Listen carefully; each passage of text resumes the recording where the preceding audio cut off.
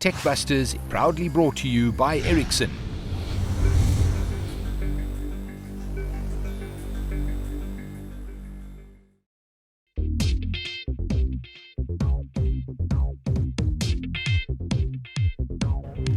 Hello, good evening and welcome to Techbusters. I'm Aki, and that gentleman sitting over there, well, if we call him a gentleman, is none other than Mr. Toby Shapshak.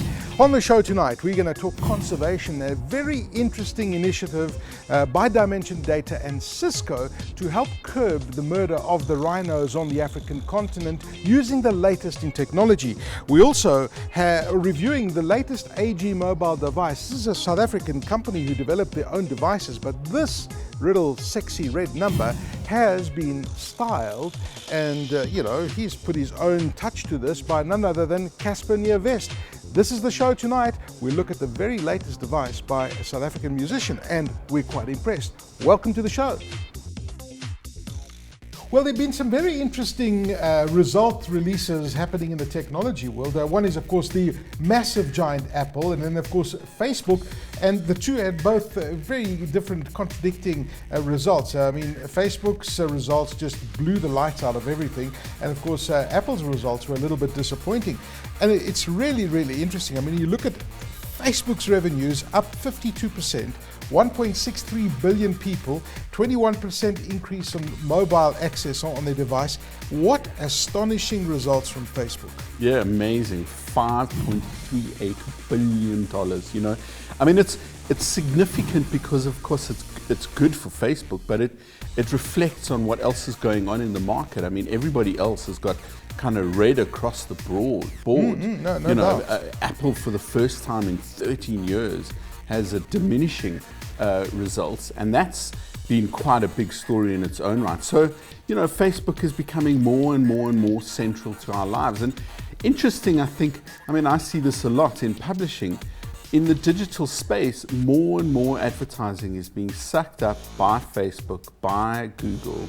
People are being, they're throwing money at the two big names in the market. So it has an impact for everybody doing digital marketing, and it has a real impact in terms of what people are looking at and where they're spending their time. Let's not talk about Twitter because that ship is sinking. I don't know where they're going. I don't know. I think people are unfair and cruel about Twitter. And they're not doing as badly as the analysts say. And of course, it's Wall Street's expectations that aren't met. But they're not making money, Toby. They're not making the kind of money they should be making. Perhaps, but perhaps not. I mean, I think Wall Street's unrealistic expectations and this constant demand for growth is more dangerous to these companies. I don't want to say these poor listed companies, but these companies listed in New York, they have trouble meeting these unrealistic expectations. Oh, there you go, hearing it from the Wolf of Wall Street. Coming up next on Techbusters, we talk to Litha Soyizwapi, who's a very interesting guy. He's developed this most incredible app. If you don't have it yet and you use the GauTrain, get it now. It's called GauRider. But he's a very interesting entrepreneur because he really develops on iOS and other different platforms, and he's about to go to the US to talk at a major conference about development and how the iOS platform is changing lives for people and how his app in particular has made such a difference for people who use the GauTrain on a daily basis together with the bus service. Litha, welcome to the show. Nice to have you with us. Thank you very much, Aki. Now, tell us about your journey. A graphic designer, self-taught iOS developer. How did that happen? It's been a long one. I was always interested in programming, and I was scared of learning how to program because I thought that guys who were in computer science were gonna diss me or something. But my heart never stopped desiring to be a developer. So I started teaching myself, learning from Stanford, MIT, and Carnegie Mellon. Obviously. So you did all those online courses? Online courses, yes. That is amazing. So that's where you learned how to code on iOS? Yes, we started there. And how difficult was it? It was difficult. What I did, I bought myself a book as well. On top of that, did online tutorials, but I thought that the best way of learning is to actually build real applications that people can use. So I took that challenge and I started working on the app, but I wanted an app whereby there would be a market for it and something that I would be used every day so that I can do something that I can be proud of. So you can be very proud of this one, because we spoke to you on the show about over a year ago. Was it 2 years ago? 2 years ago. When GauRider first came out, we spoke to Litha outside the Gau train station. You may remember. This app today, ladies and gentlemen, is now situated in the top 10. It's been top 10 consistently in the travel section of the iOS store because of how great it is. Now, tell us about the app. How would you describe GauRider to someone you meet for the first time? It's a simple drag and drop, and then you get your next train time, how much it's going to cost, and what train fare are you on. And you're obviously incorporated with the buses as well, right? The buses, yes. Because that's the critical one. You might be at a bus station somewhere near Monte Cassino, for example, but you don't know when the next bus is coming. Exactly. I mean, when I use the train now, I can, while I'm underground, I can tell which bus am I going to get as I get up underground. So the integration works very well. And now how do you get all that information? Is the data coming out of the buses? Is the data coming from the trains? How do you incorporate the two of them together? Well, what I did, I built a model based on the current schedule for the train, and I incorporated so that it can calculate that in real time. It doesn't use your data. You can work even offline or underground. So that was a feature for me, because I wanted people to be free of using the app so that they don't use their data.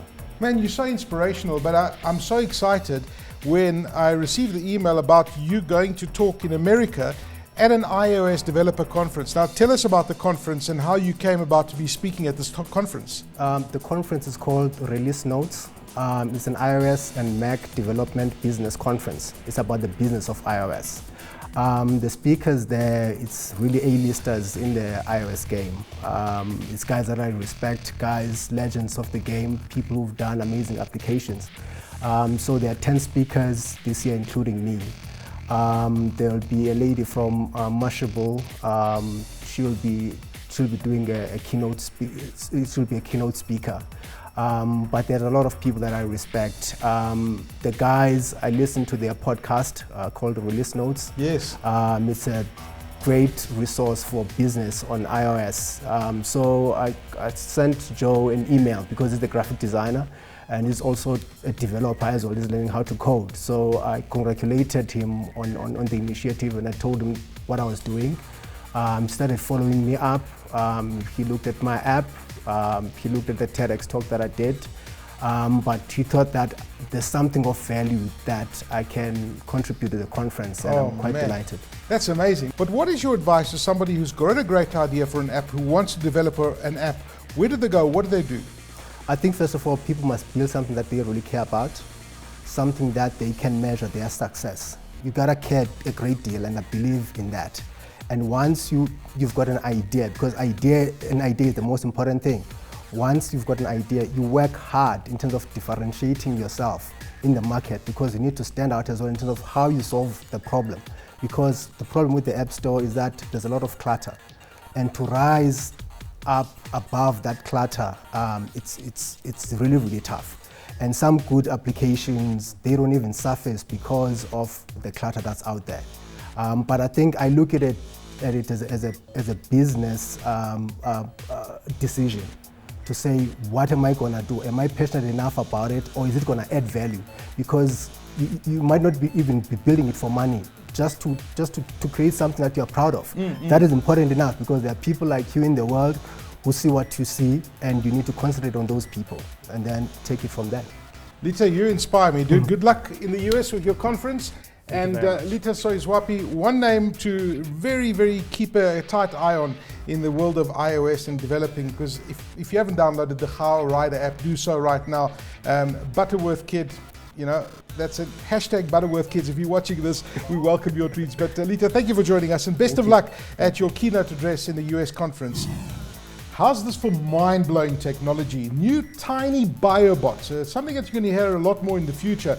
Engineered at a science and technology center, move a bit like inchworms, but these little machines represent giant strides in science and engineering. So this is actually a structure which has now 2 sets of muscle rings and 1 backbone. These structures are tiny biological robots, or biobots. and they move a bit like inchworms. What you see here is a real-time video of one of these biobots that are about 8 to 10 millimeters long. With support from the National Science Foundation, bioengineer Rashid Bashir and his team at the University of Illinois are building these biobots inspired by the many different ways creatures in the natural world have adapted to move around. Almost everything that we are trying to do in engineering is actually really in some ways trying to replicate the beauty and the intricacy and the complexity of what we find in nature. This actually mimics this muscle, tendon, bone complex. So this is kind of what gave us this inspiration. They start by using a laser to 3D print skeletons or scaffolds made of polymers similar to those used in soft contact lenses. So wherever the laser is shining, the material is polymerizing and making that slightly harder scaffold. The type of 3D printing that we use is called stereolithography, and so we use light to do this building. These are our biobot skeletons. They're basically a flexible beam connected by two stiffer pillars. When we engineer muscle tissue, it's going to form around those pillars. Next, they add muscle tissue engineered with mouse cells. This is a fluorescent image showing the cells within our muscle strip. So what you see here is one long muscle fiber, very similar to what you'd find in the human skeleton. And this is what we use in our muscle rings to power the biobot. Earlier versions used cardiac cells, but the team found skeletal muscle cells gave them more control. They can make them contract either with an electric pulse or with light. As we increase the frequency with which we stimulate the biobots, we can actually get them to move faster. In the future, they hope to make biobots with neurons as well that will automatically react when they encounter certain substances like cancer cells or toxic chemicals. So the idea would be that the set of neurons is what is sensing a chemical and doing some processing and then instructing the mechanical device to move or not move. Bashir sees many potential applications like drug screening, toxic cleanup, even tiny clot-busting bots to treat people with cardiovascular disease. So if we can think about implantable devices that are all biological, that can be sensing and then releasing drugs, then it's kind of up to our imagination how these things could be used. So medicine, in the environment. Building biomachines to inch our way toward healthier lives and a cleaner environment. That's showing some muscle.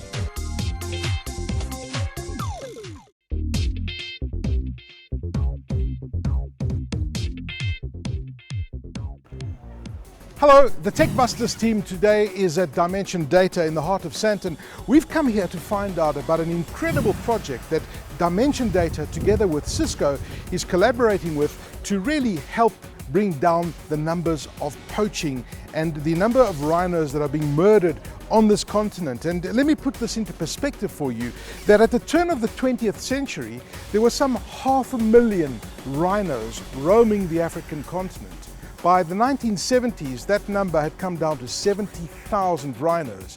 And today, there are no more than 29,000 rhinos on this African continent. So as you can see, the numbers of these poor animals are really diminishing at a rapid pace. Something needs to be done. And this is why this project is really interesting. Grant Bodley, who's the CEO of Dimension Data for Middle East and Africa, joins us to talk about this unique project. Thank you for joining us, Grant. Tell us about this initiative. Why have you got together with Cisco to do this for rhino conservation? Well, I think there are a number of us within Dimension Data who are passionate about the bush and wildlife, and I suppose any South African would hate to lose what is such a proud heritage, which is something such as the rhino. You know, imagine your children not seeing it. So, you know, it's a great cause for something we're passionate about, and it was a way for us to showcase technology and make a difference to society. But now you've got a special relationship with the bush, right? Because the story is quite incredible. You were a game ranger at Londolozi way back when. I mean, many years ago, before you joined Dimension Data. Now tell us about that. Well, yes, after university, I wasn't quite sure what I wanted to do. You know, most of my mates went to London and the like, and I chose to go work in the bush, so I spent 3 good years at Londolozi. So that's fantastic. I mean, fast forward to where we are today, 2016, the technology when you were a game ranger, there was nothing like this available. Today, we have the technology, we have the sophistication in the technology to help and really make a difference.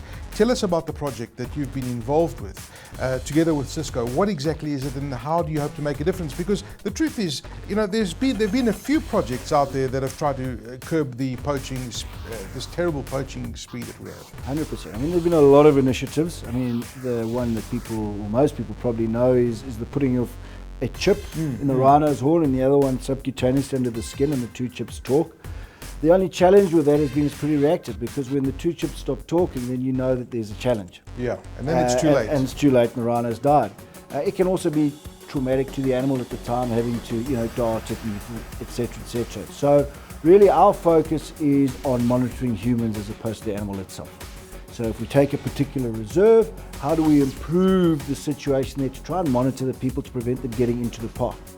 So things we've done is, you know, taking the existing infrastructure and upgraded it to bring about things such as biometrics at the gates, better radio. And as you mentioned, we've created a reserve area network, in fact a mesh over the entire park, that helps connect all the information and data, which is relayed back to a cloud, you know, our cloud platform here in Sandton. We've got seismic sensors, thermal imagery and the like. And you know, phase one's been rolled out, and phase two is to expand on this and try and help prevent people gaining access. Has it been an expensive operation to do? Because I imagine that you've got sensors, you've got biometrics, and you've got Wi-Fi network mesh. That must be quite costly. Sure, I mean, you know, it has been a multi-million rand project, but we're fortunate, as you mentioned earlier, Cisco, who's, you know, we've had a partnership with them for 25 years. They're providing some of the technology. We as Dimension Data are providing a lot of the engineering skill and IP to help work with this. So, you know, I mean, it's not a cheap exercise, but I think it's for a great cause. So give us a scenario. When people come into the reserve, so you're basically tracking the human beings. Are you tracking the animals as well? No, we're not. So you're just tracking the human beings? We're focusing on the human being. So you know who the game rangers are, and you know who the poachers are. So anybody that's irregular, that's not supposed to be there, that comes into that meshed area, you automatically get an alert. So run through a scenario. First thing is obviously at the gates when people arrive. We can have some biometrics to check, you know, who you are, check the ID, check the car registration, which is linked back to the national database, just to see if there's any information there. Then around the perimeter on the fences, we've got some of these, sensors and thermal images, really on what we call the vulnerable points. So you can imagine if a poacher's coming in, they're probably going to look for some kind of cover, and they'll generally pick a donga or something where they can go under. Now the tests that we've done so far with this thermal imagery and that is that we can see within a K. So you'll pick up an image walking a K before it gets to the fence, then we can alert rangers to go and check. All the rangers have got handheld devices, some of them also help with thermal imagery. And we've also got the camera traps or sensors. And I suppose in the past you've got these camera traps which if an animal walks past or a human walks past, it takes a picture. But those have always relied on GPRS, and obviously given where these parks are, you don't necessarily have great signal. Now having created this wireless mesh, you know, you can get that image immediately sent back to the control room, whereas in the past, because of the connectivity constraints, it could take a day or two, and by then it's too late to get there.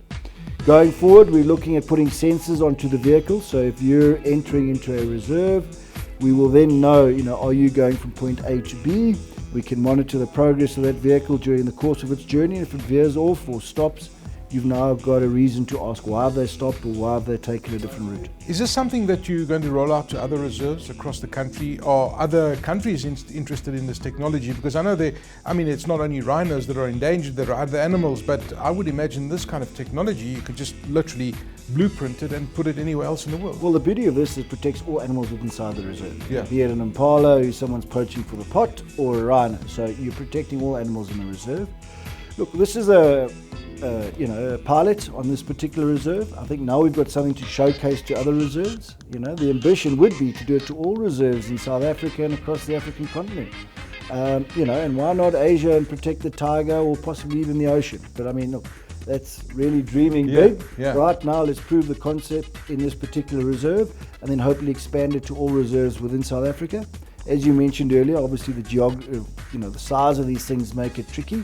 And technology is not always the cheapest thing around, but you know, given corporates and government and NGOs working together, I'm sure we can come up with the necessary funding to get further reach. Well, let's not talk Rhinos for a second. You mentioned, dimension data. You guys are doing amazing stuff in business. How are you seeing business? I mean, where is it all going? It's just incredible the pace at which digitization is changing everything around us. A lot of our work and effort now is working with organizations to understand their pain points and pressures, and how do we leverage technology to help them differentiate, be it reduce costs, be it improve client experience. So, I think we're in a very, very exciting time now where technology can certainly help businesses, do things better, faster, and reach different markets that they haven't necessarily been able to. And I mean, the market you cover, Middle East and Africa, that must be so exciting, because the growth that's happening in these markets is quite astonishing.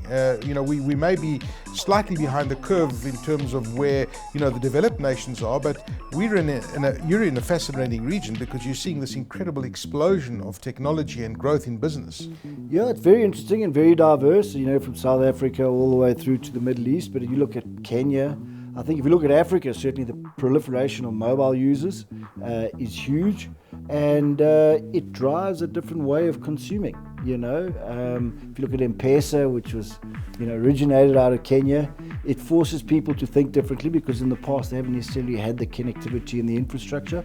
And I almost think a lot of these geographies will miss a generation of computing and move straight to cloud and to digital, given the fact that, the pace at which they accelerate. But it is very interesting, it is very diverse, very challenging, but there's certainly opportunity, and, we're hopeful. There are also the challenges, of course, but that's part of the beauty and the mystique of doing business in Africa. Thank you for your time. Thank you, Aki. All the best. Cheers. Matthew Schneps is an astrophysicist. He also has a learning disability. I have a PhD in physics from MIT, so I'm quite successful at some things, but reading is not one of them. Schneps has dyslexia, which makes reading difficult. When I read, I find it's very hard for me to kind of mentally lock onto the words. Then he bought a smartphone and found that for him, it was easier to read than a paper or a book. But was it just him? Or had he stumbled on something that could help others with dyslexia too? At the Harvard-Smithsonian Center for Astrophysics, Schneps specializes in how people learn science. With support from the National Science Foundation, he decided to put his smartphone theory to the test. He monitored students with dyslexia while they read to see if reading off smartphones would improve their comprehension of STEM subjects: science, technology, engineering, and math. So each classroom will have a schedule, but the faculty and about 100 students at the Landmark School near Boston volunteered to take part. The high school specializes in helping students overcome learning disabilities like dyslexia. In an initial test that pitted reading off paper against reading off a smartphone, Schneps found some, but not all students read with greater comprehension off the device. Soon after, he did another round of testing using an eye tracker. This is the camera for the eye tracker. He and his colleague, Amanda Hefner-Wong, demonstrated for us how it works. This is the motion of the eyes over time, and the red is where she blinks. This time, Schneps compared reading on a smartphone with reading on a tablet, and this time focused on reading speed. The students read faster. I found that it was a lot easier to keep track of the words on the lines. Schneps found the key is having only 2 or 3 words on a line. And what we're saying is that people with dyslexia tend to get distracted by the words on either side, and even though they're looking at the word, their attention is going elsewhere. We already know kids can't seem to put their phones down. Now it seems at least some of them may have a really good reason for being glued to their screen. Well, just recently, AG Mobile, it's a South African company that developed their own phones, obviously made in China, but they've had their own styling. They have a collaboration going with the famous artist Cassper Nyovest, and they revealed Cassper Nyovest's styled device. This is an AG Mobile phone, and you'll notice it's distinctly different. I, for one, when I saw the red color of this device, was like blown away. But here's the cool thing about the device. It is really beautifully styled, okay? It runs Android. It's got a 13 megapixel camera. It's got a decent processor, decent battery, decent memory. It's not going to be one of the high-end devices that's going to knock the socks out of your wallet. But if you look at the styling of this phone, I love the fact that it's red. The back has got this rubberized kind of cover. It's also a 4G phone, which is pretty interesting. And it's quite interesting that this company is doing this kind of technology. They're leveraging off their brand relationship that they have with Cassper Nyovest, who of course is a superstar on the African continent. And he's added his own personalized touch to this phone, and it's the Cassper phone. And believe it or not, this device is selling for 3,500 Rand. Isn't that astonishing? They're a great little company, AG Mobile. They've done very well for themselves in the South African market, and it's great that they keep coming out with these clever adaptions of their brand and partnering with big name people. Yeah, listen, again, it comes back to what we were talking about the smartphone market and how this is causing that disruption. I was reading an article just recently saying that, you know, the $200 to like $400 phones, these are the guys that are denting the high-end phones, because how do you justify the cost of a high-end device? Sure, the cameras are fantastic, the screen is fantastic, though it's got a little bit of better memory, but we're living in an age where you might not necessarily do these kind of things, but here they are making a sexy device that's affordable, that's not going to like blow a hole in your wallet. It takes a sexy man to know it's a sexy device.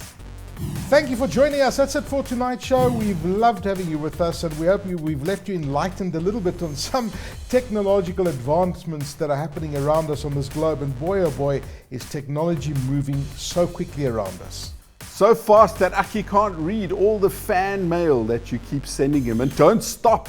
You can email him and me on techbusters@abn360 or tweet us at TechbustersSA. He's at Shapshak. I'm at Aki Anastasio. Good to have you with us. Are you using my following? Hey? Are you using my...